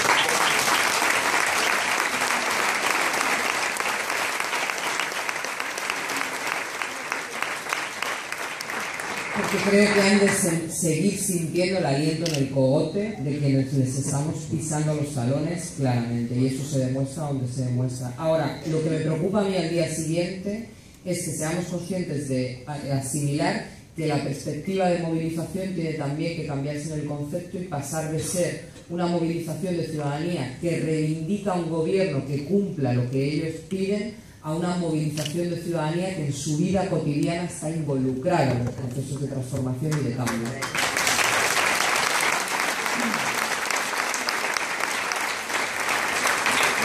Y eso, para mí, es la clave de si vamos a ser capaces o no vamos a ser capaces de transformar este país, porque además creo, desde la perspectiva histórica que nos da ser un movimiento político y social que tiene todavía gente que participó de la transición y que tiene los referentes de los movimientos de finales, al menos en lo que supuso la periferia de Madrid, el Cinturón Rojo, el Corredor de Henares, todas las zonas de Villaverde, Vallecas, etcétera, etcétera. La desmovilización desde esa perspectiva, o sea, el entender que una vez conseguido el poder político, los movimientos sociales no son parte imprescindible del proyecto, es lo que ha permitido llegar a un momento en el que no nos reconocemos a nosotros mismos como una ciudadanía democrática. Y por tanto esa es la clave central, y para eso también sirve tener historia y tener memoria.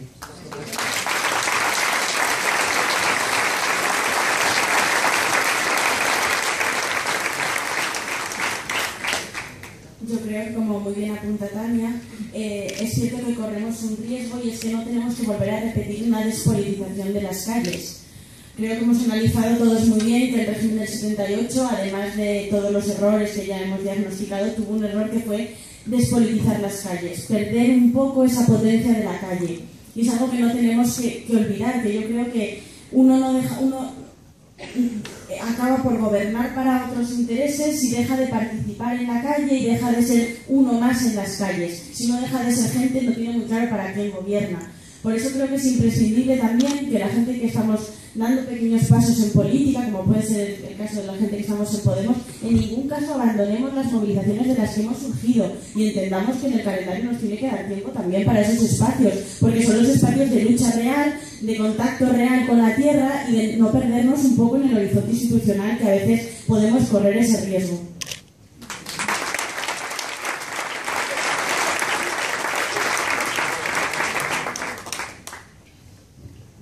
Yo solo añadiría que igualmente, o sea, no se trata simplemente de que, por ejemplo, ¿no?, que hay el peligro que se está diciendo, hay peligro de descapitalizar a movimientos sociales, a organizaciones sociales, porque esas personas pasen a procesos electorales. Eso se asocia pues a un error que se produjo con la transición, ¿no? Yo creo que, en cambio, el error principal de la transición ya no es tanto que hubiera gente que de movimientos populares pasaran a la institución democrática, que es bastante lógico, o sea, que la gente que se ha estado movilizando por la conquista de derechos, que ha estado peleando por temas concretos, cuando hay la oportunidad de llegar a una institución, pasa a hacerlo también en la institución, me parece que es bastante lógico que haya personas que hagan ese paso, ¿no? Incluso es bueno, porque si no, ¿de dónde va a salir la gente? ¿Profesionales técnicos aislados y distantes de la realidad? Pues no, tienen que salir realmente de los lugares donde han estado peleando por los derechos de todos y de todas. ¿Qué mejor lugar, no? Lo que ocurre es luego cómo concibes el poder y la representación política. Ahí está el problema, ¿no? Porque la versión que se dio después de la transición es que ya habíamos conseguido la democracia, que la democracia era un punto de llegada y que llegados al poder después de la dictadura, esto ya estaba hecho, ¿no? Y entonces ese es el gran error, pensar que la democracia es un punto de llegada, cuando la democracia, por definición, es un punto de salida permanente, es un gerundio que se construye cada día, y si no se construye cada día, se deconstruye cada día, ¿no? Se pierde cada día, y por lo tanto la democracia se conquista ejerciéndola como todos los derechos, y eso tiene que ser, creo que, el planteamiento fundamental. En esa línea, democracia es protagonismo de la gente, dentro y fuera de las instituciones. Entonces, entiendo que candidaturas que realmente quieran democratizar nuestra democracia, democratizar nuestras instituciones, lo que deben hacer es reconocer realmente el protagonismo ciudadano y no pretender representarlo, que es una tentación que demasiadas veces tienen aquellas opciones, tanto de derechas como de izquierdas, que llegan al poder. Entonces, allí donde la ciudadanía ya está organizada, allí donde la ciudadanía ya está dando respuesta a las necesidades y a los derechos, lo que exige es reconocimiento, no cooptación, no representación. Y eso yo, como activista social, lo he sufrido ya muchas veces, con lo cual creo que lo tenemos aquí aprendido.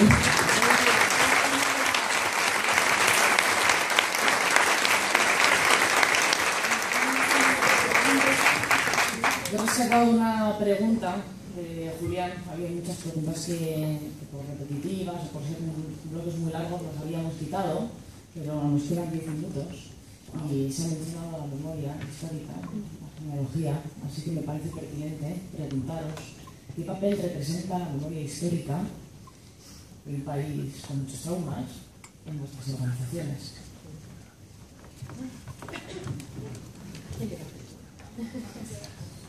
Simplemente apuntar que desde Podemos, como sabéis, los temas más concretos y de temáticas se agrupan en círculos sectoriales y que efectivamente hay círculos que están tratando, círculos sectoriales que están abordando esta cuestión. Creo que un país que olvida es un país que repite sus errores y que por lo tanto una cosa es entender que tenemos que hacerlo con el mejor talante posible y otra cosa es asumir no hacerlo, que creo que es un error. Que también una democracia se mide en la capacidad que tiene la gente, la ciudadanía, para reconocer sus errores, para atreverse a sacarlos a la luz y para devolver un poco de dignidad a aquella gente que todavía no ha sido reconocida. Creo que es un ejercicio de saneamiento democrático y que además es un ejercicio de un reconocimiento que debemos de hacer a todas esas víctimas que todavía no han tenido el reconocimiento que merecen.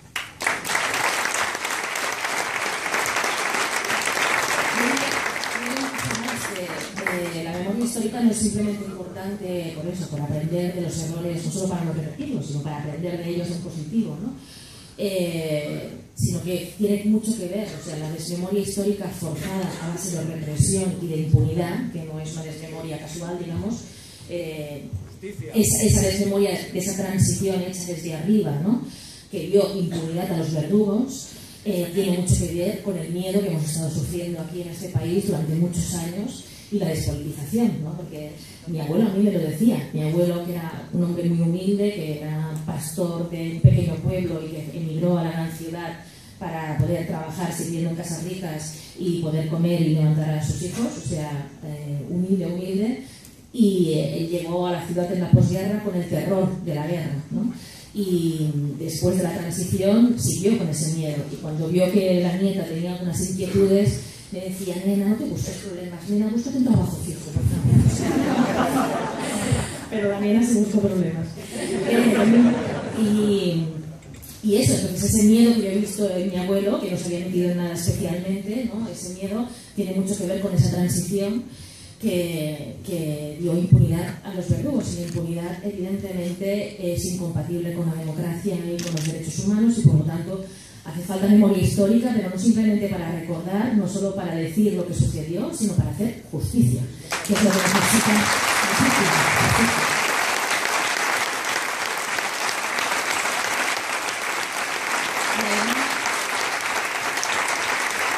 Y además también diría que necesitamos la memoria histórica en positivo, que me parece muy importante darle esa connotación, porque necesitamos la memoria histórica también para rehacer nuestra historia, ¿no? Hemos sufrido la historia, como siempre pasa, de los vencedores.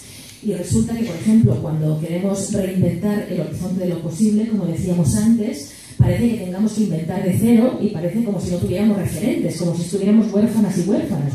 Y en realidad, a la que empiezas a buscar versiones alternativas a la versión oficial de la historia, resulta que en este mismo país, sin tenerse que ir a otros países, han habido experiencias increíbles. Por ejemplo, en la Segunda República, ¿no?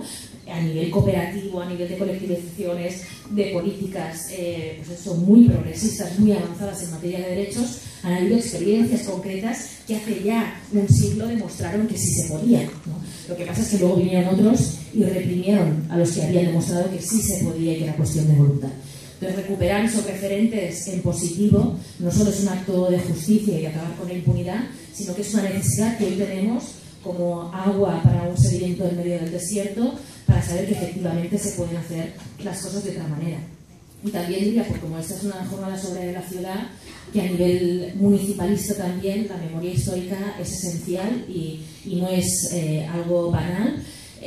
También porque hoy la identidad de nuestras ciudades está amenazada, ¿no? En unas ciudades mercantilizadas, globalizadas, donde ya todos los centros históricos se parecen, son casi idénticos, donde es el poder financiero y las multinacionales como Zara, Mango, etcétera, las que definen, las que borran la construcción colectiva de la ciudad, y todas las marcas de las grandes multinacionales hacen que todas las ciudades o los centros de las ciudades parezcan casi idénticos.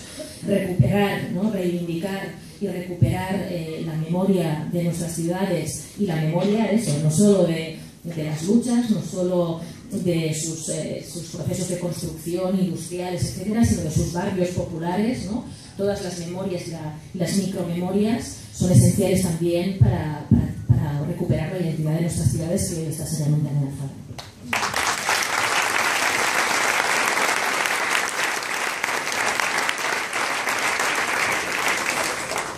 Bueno, para nosotras, desde luego, la recuperación de la memoria histórica y, sobre todo, lograr que este país, por fin, en algún momento de su vida democrática, aborde justicia, verdad y reparación para la historia de los demócratas de verdad que se dejaron la vida por el camino, es irrenunciable y es imprescindible. Y lo es no como un elemento de folclore, no como un elemento como dicen los malos, de pasar facturas del tiempo pasado, sino porque la destrucción de esa memoria ha sido el eje sobre el que se ha construido la no política y la no ciudadanía, y una cultura de la transición, del no conflicto, del consenso, que en realidad es la imposición de los poderosos sobre los pueblos. Y la historia la hacen los pueblos, y por tanto hay que recuperar una historia de dignidad que no solo tiene que ver con las banderas de cada uno, sino que tiene que ver con un pueblo que soñó con tener un futuro digno y tener un futuro mejor, y con unos señoritos que vinieron a robárselo de las manos. Y desde luego, si no somos capaces de homenajear ese proceso de nuestra historia, volveremos a no entender por qué hay problemas en este país como el problema territorial. Porque la historia del modelo de país, de la pluralidad de nuestro tiempo, de cómo hemos funcionado y de lo que significa ser parte de esta tierra y de este pueblo, nos la han impuesto y han eliminado cualquier concepto que disputara y que hiciera una visión crítica de esto. Y yo creo que es imprescindible recuperar una cultura democrática que piense en una memoria del futuro, que reconstruya una ciudadanía conquistando la democracia y diciendo que en este país los demócratas no fueron quienes nos impusieron un modelo único de pensamiento, que los demócratas fueron los que se quedaron por el camino.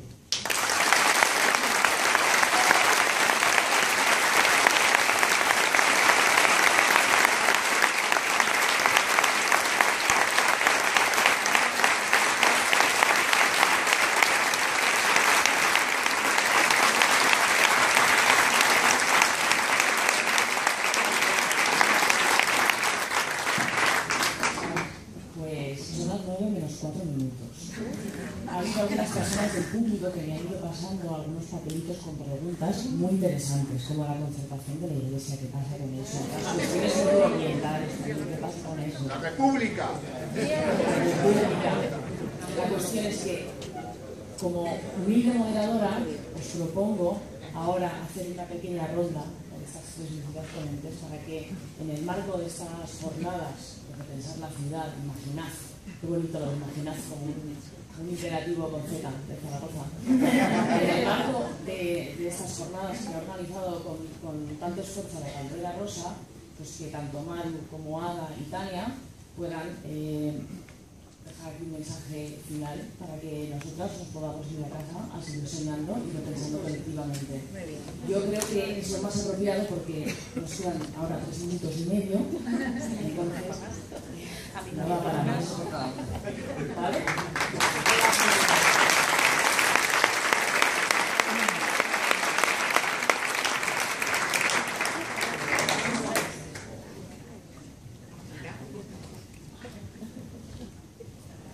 Yo simplemente brevemente para cerrar y quizá en eso hacer un ejercicio de cómo nos gustaría que fuera la ciudad que soñamos. Creo que hay una parte que me salió y me da rabia, que es eso de la parte más ecológica, y me gustaría cerrar solo con eso y acudir a un concepto del profesor Francisco Comín, que es profesor del Instituto Pirenaico de Ecología, que utiliza un concepto que me encanta, que es el de la ciudad compleja. Hemos sufrido, por desgracia, a través del capitalismo una homogenización de las ciudades y a través de este pensamiento unidimensional de que todo tiene que ser lo mismo para que nos sintamos identificados en este mundo global, lo que ha hecho es olvidar las características propias del territorio en el que habitamos, sus desarrollos geomorfológicos, su evolución, la ecología del terreno. Y creo que eso es muy importante, que nos tenemos que atrever a pensar de manera compleja para no dar soluciones simples a problemas que no son simples. Y creo que afrontar que nuestra ciudad necesita de ese pensamiento en el que podamos pensar su habitabilidad y su sostenibilidad es un pensamiento que necesita de unos recuestionamientos complejos y que nos permitirá realmente cambiar el paradigma de la ciudad.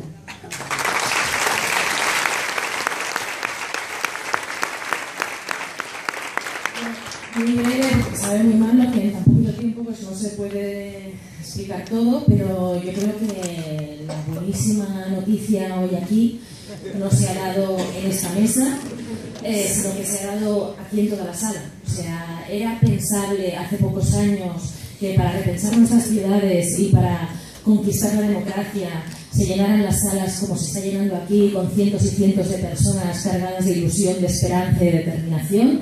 Era impensable y hoy en cambio es una realidad, ¿no? Entonces, muchísimas gracias. Muchísimas gracias a todos y a todas.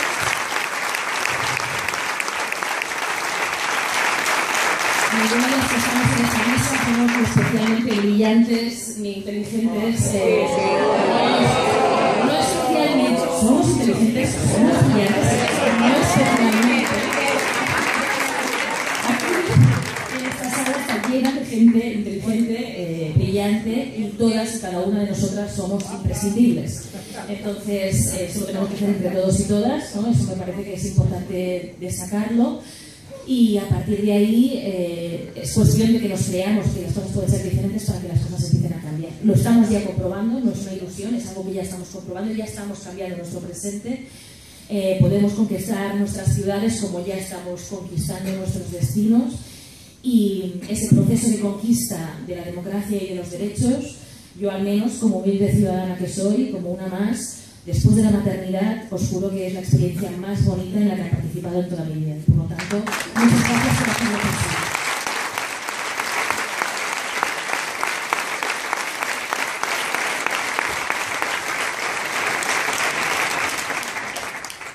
La prueba de que este país va a cambiar, se pongan como se pongan, es que llevamos 2 ministros dimitidos en un país que no dimitía a nadie. Y no es baladí decir que uno de ellos dimitió porque las mujeres le dijimos que no íbamos a darle un paso atrás en la conquista.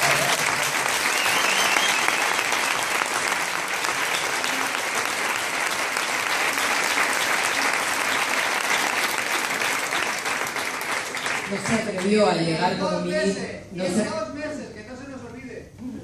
No se atrevió a llegar como ministro al día que la Gran Vía de Madrid vivió, para mí, uno de los días más significativos de lo que estaba cambiando en este país, que fue un día lluvioso que no paraba de diluviar y que a pesar de no parar de diluviar había cientos de mujeres bailando en la Gran Vía durante horas, que todos nos acatarramos después, para decirles que frente a su miedo, nuestra alegría, y frente a sus recortes, a su represión, nuestro sueño de transformar este país. Muchas gracias a todos y a todas por haber venido, y sobre todo que no se nos olvide que si no transformamos el espacio de la vida cotidiana que representan nuestras ciudades, que siempre en este país ha sido el espacio municipalista el que ha iniciado las transformaciones políticas, y que por tanto tenemos meses para conquistar el primer paso en un sueño que ya es colectivo y que muy pronto tiene que hacerse realidad. Muchas gracias por estar, y sobre todo que no sirva solo para venir y escuchar, sino que cada uno de nosotras y nosotras ponga su granito de arena y que haya mucha gente moviéndolo todo. Gracias.